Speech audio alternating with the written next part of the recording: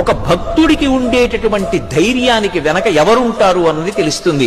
ఎవరి జోలికైనా వెళ్ళు, భక్తుడి జోలికి వెళ్ళకు. భగవంతుడి జోలికి వెడితే భగవంతుడికి చటుక్కున కోపం రాదు. పోన్లే తెలిసి తెలియని తనం అంటాడు.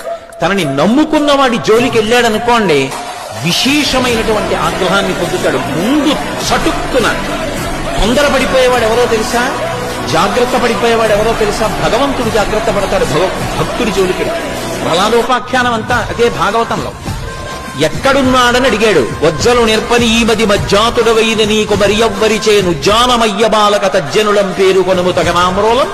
నీకు వజ్జలు ఉపాధ్యాయులు చెప్పలేదు, విష్ణు ఉన్నాడు అంటున్నావు. ఎక్కడున్నాడు రా? ఇందుగలడందులేడిని సందేహము వలదు చక్రి సర్వోపగతుండెందెందు వెదకి చూచిన అందందే కలడు దానవగ్ని వింటే. ఇక్కడ అక్కడ అంటావేంటి నాన్న? ఇక్కడ అక్కడ అనకు, అంతటా ఉన్నాడన్నాడు. అంతటా ఉన్నాడని తన భక్తుడు అనగానే విష్ణువు ఉత్తర క్షణంలో అప్రమత్తుడయ్యాడు. ఎందుకని? అంతటా ఉన్నాడంటున్నావు కదా అని చూపుడు వేలు హిరణ్యకశిపుడిది ఇలా తిప్పి ఎక్కడాగుతుందో తెలియదు. ఎక్కడాగితే అక్కడి నుంచి రావాలి. అలా రాకపోతే అంతటా ఉన్నాడన్న తన భక్తుని మాట బొమ్మైపోయింది.